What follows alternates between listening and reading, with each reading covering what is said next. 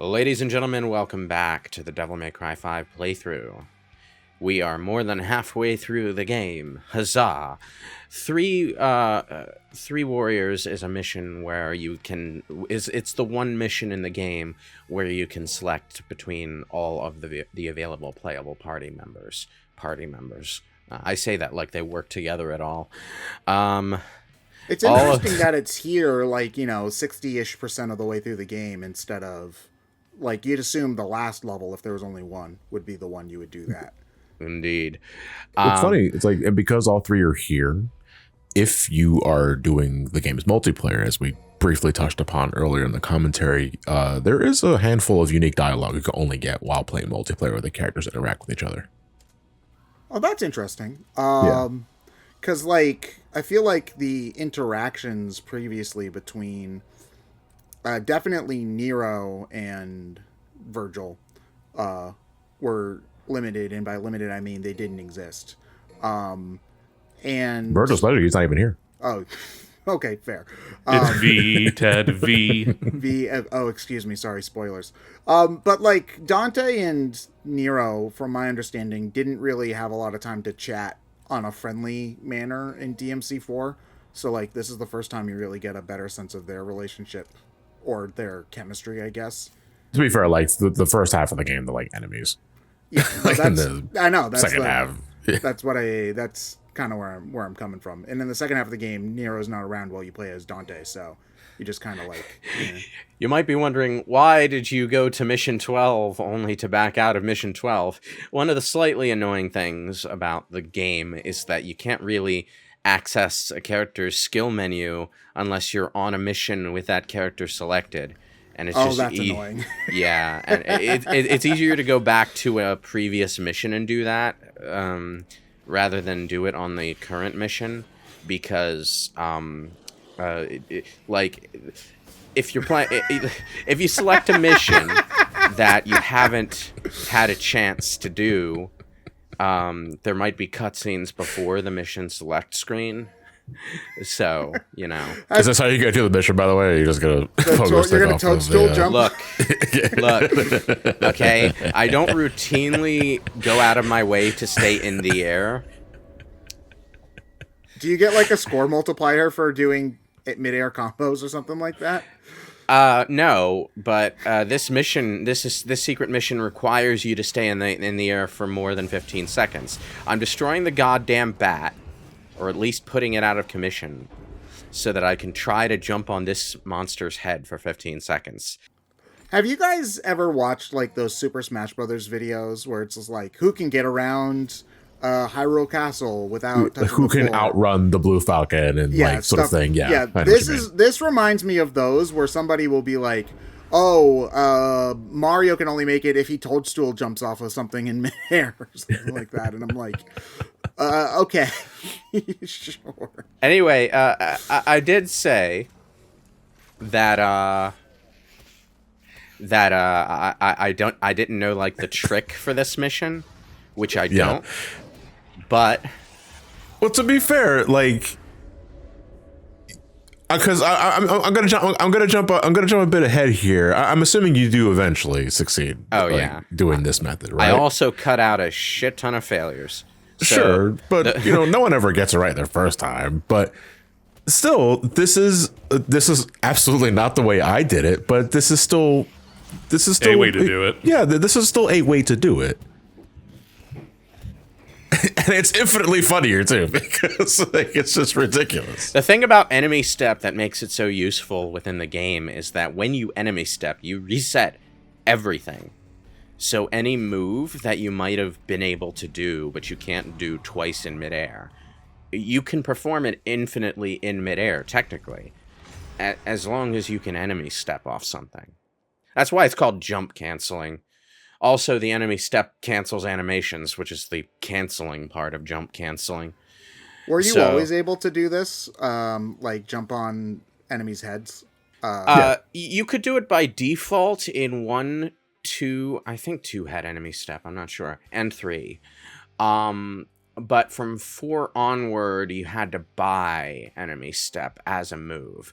I think they did that because Nero's Devilbringer would have made enemy step fucking busted otherwise. So you have to invest a bunch of proud souls to get the moves, but you know. Well, looks like no one's worse for wear. Okay, the gang's all here. I like how subdued Lady's reaction to seeing Dante is, because I don't think either of them were conscious to actually see Dante get, like, yeeted out of the tree. And into a month-long coma, yeah. He's just like, oh, hey, Dante, how's it going? At this point, before he stumbled across the unconscious Dante, V just nonchalantly told Nero, he's probably Clyfoth pollen by now. They thought Dante was dead. Even the almighty Mundus used it to become king. So the thing about the Clyfoth is that over time it absorbs human blood. That's why all these withered husks of humans can be found in the early levels. It absorbs human blood and creates a fruit. It's basically the fruit of the Tree of Might. Wait, just thinking that.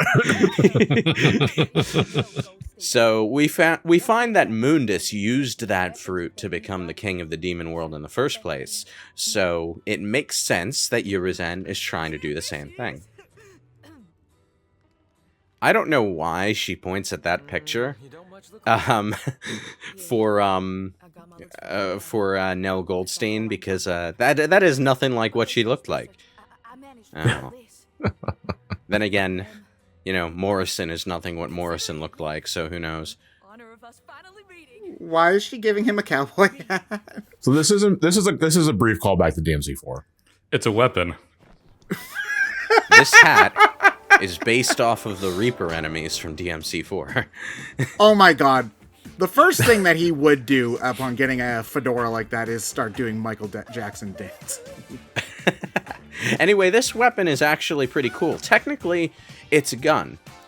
So it falls under firearms as a weapon. But what it does Wait a minute.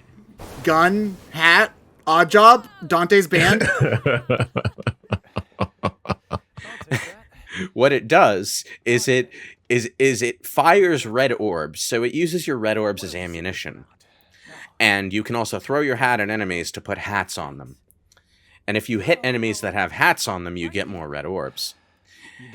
The purpose of the weapon is to just increase your red orb payout, so there's a risk-reward factor there. Time is a luxury that we can no longer afford.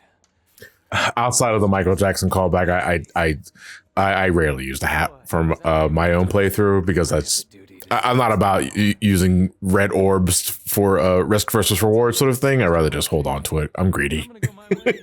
Also, I'm not very good at these games, so I'd rather not lose the red orbs. It depends. All of these, in these sorts of games, the abilities where you spend money in order to do more damage or whatnot are often either broken or unusable. It's broken as hell in Octopath Traveler, too. I was just about to say, in Octopath Traveler, she's the best, I forget her name, but she's the best character in the game, by far. Well, the purpose of Dr. Faust here is not to do more damage, but to gain more red orbs from battle.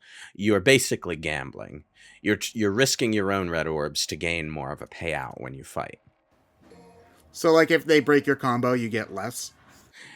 I think if you get hit, you lose red orbs while you're wearing the hat anyway. I believe so, yes. So if you think you're about to get hit, switch to another gun. Take the hat off, Dante. Hats off to Dante? That was my life savings, Dante. So it's a good weapon. It's got some cool moves. It's very stylish. Works very nice with the Rose Throw taunt, by the way. You know, I'm just going to say that right there. But, you know, it's the kind of weapon that you'll get more use out of. Why is she petting the devil statue? Nico. It's a pretty statue, to be fair. Nico. What are you doing? She's not real, Lewis. If she was, that would be my reaction. I'm just like, Nico, stop that. Anyway, you can play through this mission as all 3 characters, and I did off-screen, but I'm mostly just going to stick with Dante for the purposes of the recording, because, you know... You said each character for these goes through slightly different routes when you play through a stage. In the other stages, that's true, not in this one. Okay. So if you were to, like, say, the mission where V and Nero split up and then meet back up at the stage area where they fight the knights, that one, I think, would have Nero and V going through slightly different routes that start on different sides of a wall. Or I might be thinking of a different mission, not sure. But the point is, the 2 characters do have different versions of that mission. But here in 3 Warriors, they all just start with this same fight, which is an introduction of a new enemy. So I guess they don't want you to miss that because you picked the wrong character. This enemy is fucking annoying, by the way. Do they? I'm guessing they don't like put any like collectibles that are important that you could only get by playing a specific character. Nah. Right? Nah. Yeah. That would be obnoxious. There's another reason that they want this mission to have the same route for all 3 characters, and it's because this is the one mission where you can play multiplayer. Technically. I mean, it kind of just has to match you up with people, I think.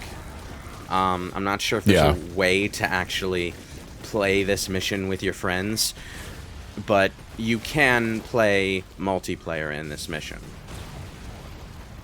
And like John said, there are some like rare voice interactions that only occur when you play multiplayer with a particular combination of characters in this mission. Yeah. But I wish there was something that was fleshed out more for this game specifically, and I can't believe I didn't think about this in the last session about like Devil May Cry with multiplayer, and I didn't immediately think of Bayonetta 2, because Bayonetta 2 had multiplayer for I think it was a separate mode where you can play with a friend and you guys would essentially do like Bloody Palace stuff together. What, with like Bayonetta and Jean? Bayonetta and Bayonetta 2. Bayonetta 2? Yeah. Yeah. Oh, okay. I don't remember if Jean was a playable character in that. It's been years since I played the Wii U version of Bayonetta 2. But I'm surprised I didn't think of that immediately. Technically speaking, and I forgot about this when it came up, Devil May Cry 3 had a sort of limited multiplayer. Even before they added the Bloody Palace mode in the Switch version. You could control Doppelganger with a second controller, sort of like Tails in the Sonic games. Yeah, that's right. It's a niche as hell function that no one ever used, but I think they used the coding for it to make the Bloody Palace multiplayer work. That's just my suspicion, though. It's so weird to think about Devil May Cry as a multiplayer game, because it seems like, again, like one of those franchises that just like seems solely invested in being a single-player action game. Like, it's not something I would have thought of initially. There is that, but the genre being multiplayer or having multiplayer content isn't something that's unheard of, even outside of Devil May Cry. Like, I think like 1 or 2 of the Ninja Gaiden games had multiplayer, or at least the re-releases did. And, you know, they have a whole cast of Dead or Alive characters to draw from, so, you know. I always forget about the the Ninja Gaiden games. Like, I always thought that those played a little more God of War-ish, but they more Devil May Cry. You're saying? You're not terribly wrong. It was Ninja Gaiden starring Dead or Alive's Ryu Hayabusa. Okay. Ninja Gaiden, you know, it's funny. Ninja Gaiden, like, mechanically kind of occupies its own niche among action games. It's not quite Devil May Cry, but I wouldn't classify it as like God of War either. It has its own sort of action style. The only thing I really know about the games is that they're obnoxiously difficult. I forgot to put a hat on this stupid fucking thing.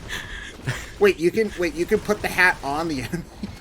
Yes, whenever you do a hat throwing move, any enemy that comes in contact with it gets a hat on them. It's a bit like all the various hat throwing moves you can do with the motion controls in Mario Odyssey, except instead of possessing things or just killing things outright, you put the hat on them on contact, and when you hit an enemy that has the hat on them, you'll get more red orbs out of it. Oh, so that's how the risk reward element works. Yes. Okay. Well, it's one of the ways. I just find it very silly that Dante would be like, "Yo, wear this. Looks good on you." Anyway, I'm taking that back. Oh, thanks. Also, your wallet. It's also something that's absolutely in character for him.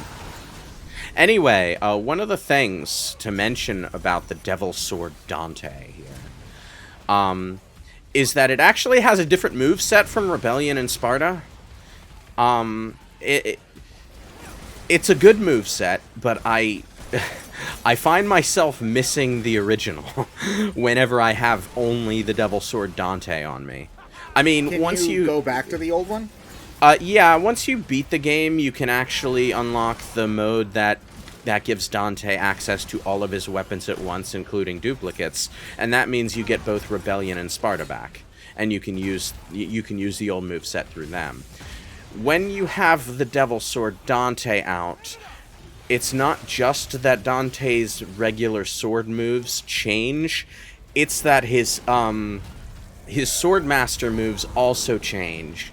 So, it's a good weapon, but, like, it's a different weapon. It's not just a third copy of your base sword, even though it kind of is technically Sparta, but different.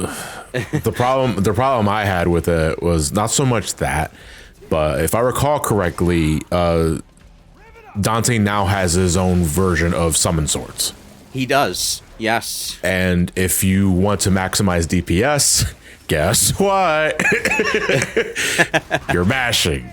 you were interchanging between the regular attack button and the summon sword button, and my fucking fingers were crying. And I was like, Dante, no, you're better than this, man. Like, I shouldn't have to do this with you anymore.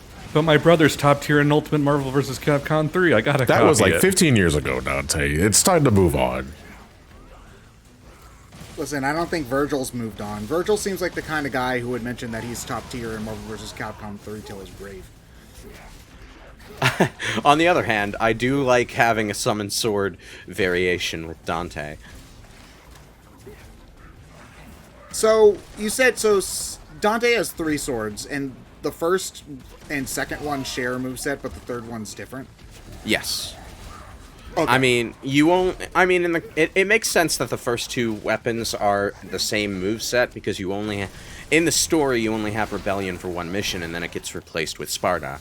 So you only have one sword, so Sparta is effectively an alternate skin for his Rebellion moveset, which is what it was in Devil May Cry 1. It was a souped-up alternate skin for his Alistair and Force Edge moveset. But over here in DMC 5, you only get it back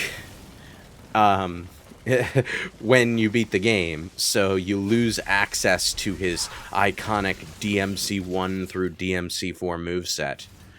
And, you know, it feels fucking weird not having it, you know? Yeah, you can tell this mission was designed to be multiplayer because it's just a series of interconnected bloody palace rooms, really. I feel like I'm going through that battle challenge sequence in Onimusha. The Dark Realm. I'm getting, what's the name of the cave in Twilight Princess where you're the dog? And you That go through like fucking thing. A billion rooms. That was only in the HD remaster, right? I thought there was yes, another one. I believe it was I believe it was only a thing in HD Twilight. Wasn't there another one that was similar to it though, where you did it as Link? Yeah, Cave of 100 Trials, basically. Yeah. Switch 2 players rejoice because it looks like they're just being lazy and and porting the GameCube versions of stuff rather than giving us the HD remasters.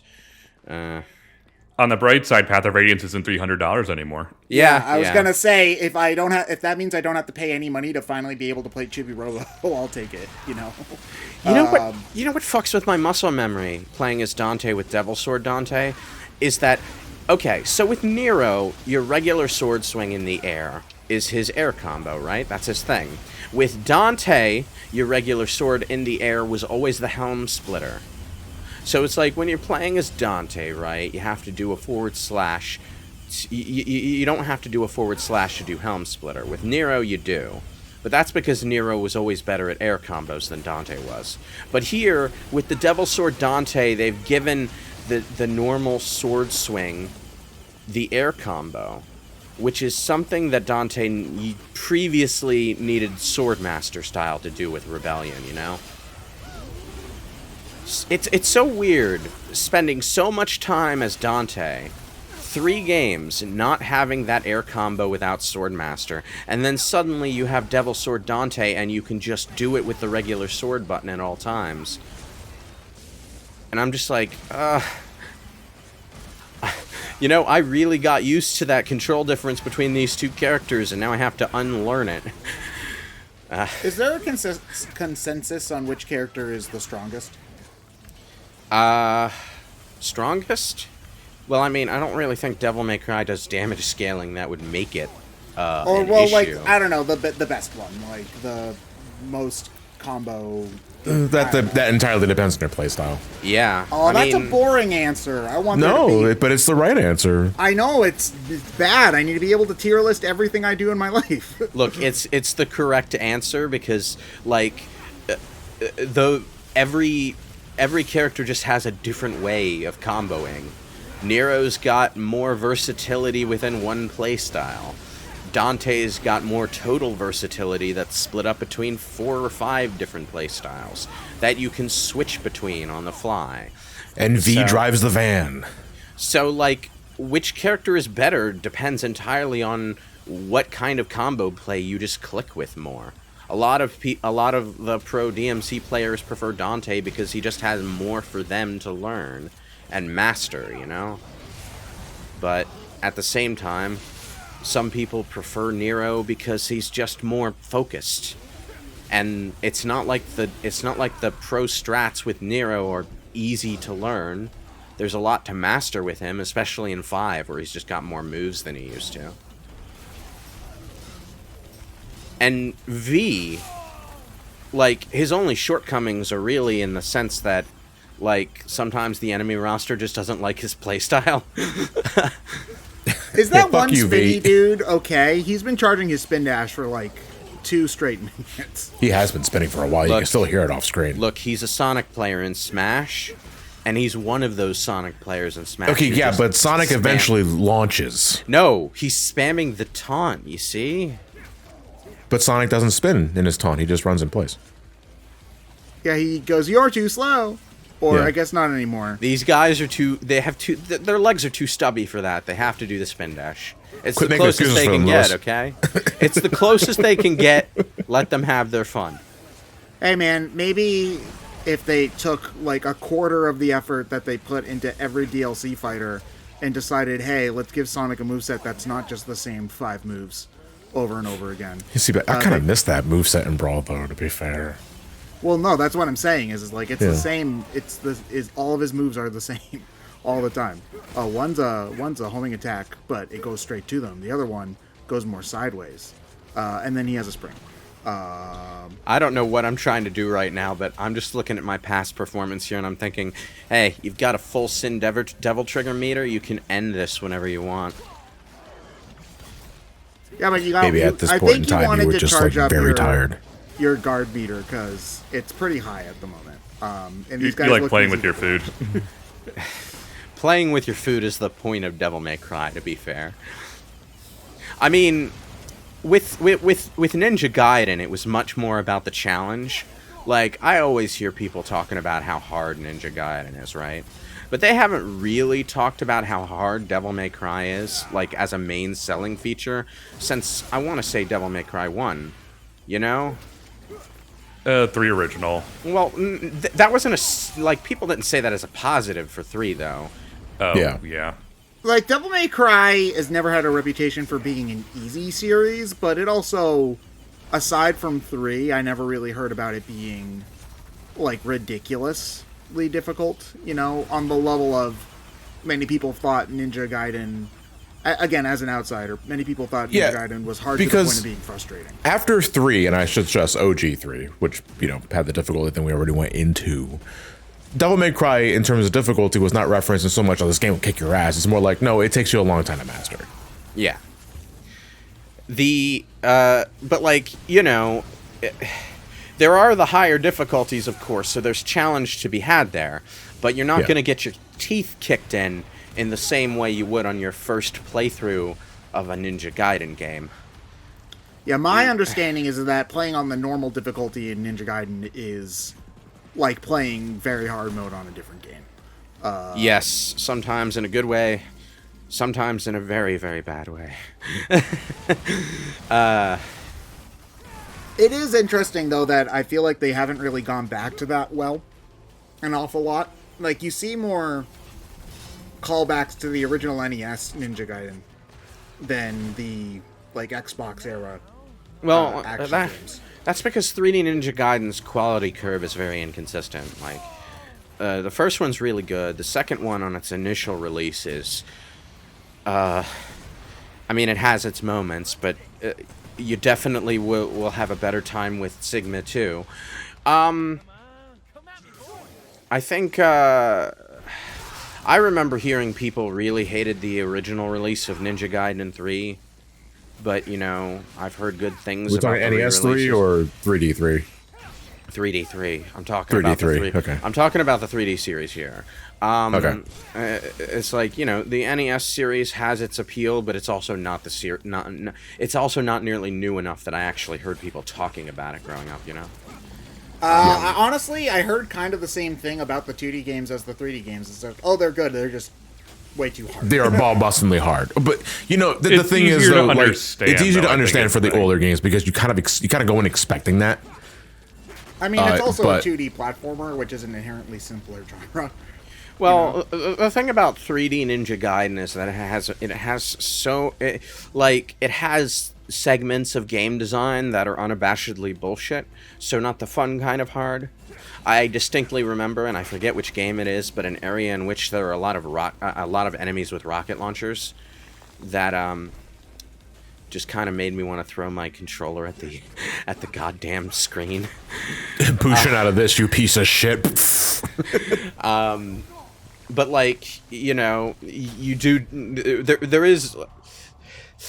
They also do re-releases of every game, so it's like they fuck up some of the game design the first time around, and then they smooth it over in a re-release, and it's a much better experience there. So don't buy a Ninja Gaiden game the first time it comes out. Got it. I mean, that's kind of Koei Tecmo in general. It's like never buy the first version of their games. That is true. Like, I wouldn't recommend buying... you know, as somebody who played all 3 versions of Iroh Warriors to 100%, the only one worth playing is the Switch one. So I mean, but would you completely discredit your initial experience with the first release in that case? No, I wouldn't. But that's more just a matter of, like, content. Honestly, in comparison, like, the initial version of Hyrule Warriors is certainly playable, but there's definitely a lot of things that were, like, very unbalanced about it. Like, the difficulty curve when you're getting into the adventure mode DLC maps is kind of ridiculous. Like, the main game's difficulty curve is fine, and then you get to the Twilight Princess map, and it's suddenly, like, practically impossible to do without characters at the max available level at that time, which was like 150. And if you're playing normally, the characters are probably like maybe level 60, you know, by the time you get to that point. So you're grinding at that point. So yeah, versus in the re-releases, they know what level, they have a full map of the content, so they know how high of a level you're supposed to be at each one a little bit better, basically. But also, I haven't really played that many other Warriors games, so I don't know if that's like a normal thing for them. You're grinding in every Musou game. If we're keeping the conversation strictly to the repetitiveness, the repetition, you are grinding in every game. I know it's normal for the Muso games to also get re-releases, like, you know, like there'll be Extreme or whatever versions of all of them. There'll be an OG release and there's an Extreme Legends. But that's, like, I haven't followed Dynasty Warriors, like, after 4 Extreme Legends, and that was a PS2 game. Like we still got a long ways to go. Hyrule Warriors 3, oh boy. I can't wait to not have a life again. I know. When that game was announced on that Direct, I was kind of bummed that they were doing the Age of Calamity thing again. Honestly, I was a little too. Like, Age of Calamity, I went back to it because I actually never finished it. Yeah. And I miss the wider variety of characters, you know. I hate that the art style is restricted to Breath of the Wild again. Yeah. Like, I liked the more anime influenced Hyrule Warriors. Yeah. Rather than what? You disagree? Everyone looks like they're made of plastic in that game. I don't like it. Yeah, but everyone looks the fucking same in Age of Calamity. At least they have an art style and not whatever the fuck that plastic nonsense was. I think the plastic is more nonsense. just You're a plastic nonsense. I contribute the plasticiness to more just the hardware, the Wii U hardware being terrible. No. The Wii U hardware was absolutely on par with the stuff the stuff that was available at that time, and they could have done something other than plastic nonsense, but they didn't. And it bugs me because one of the defining features of the Legend. What do you mean by plastic? I don't know what do you mean. One of the defining features of the Legend of Zelda, since I want to say Wind Waker, and arguably with the Ocarina of Time duology, if you count like concept art as being valid because it's an N64 game, is that every game has had a unique art style to it that defines it, you know? You have your Wind Waker stuff and your Wind Waker adjacent handhelds. You have your classical Link to the Past style. You have your fucking Twilight Princess, dark and gloomy. You have your Skyward Sword, which is kind of like a middle ground between the two. And then there's the Breath of the Wild style, which has that whole like soft pastel calm anime look to it. And I like it. I like having a style for a Zelda game. But Hyrule Warriors doesn't really have a style beyond it kind of just looks like you're playing with Zelda-themed action figures, and Link has It's a Muso game. That's exactly it. But, like, the only visually interesting thing about Hyrule Warriors that I can think of is that Link has a weird scarf for some reason. Hey, man, that like, scarf's rad as Come on, fuck. Louis, that scarf is cool. That scarf's so cool, dude. Like, oh my god. yeah, but it's never like gonna be cold again. It's like the only thing that I can point to in my brain to say, okay, this is specifically Hyrule Warriors Zelda. I can agree in that the game doesn't have much of its own visual identity because it's doing the Super Smash Brothers thing where it's putting all the different it kind of is, but it's like, do you remember when they weirdly put denim textures on Mario for some reason?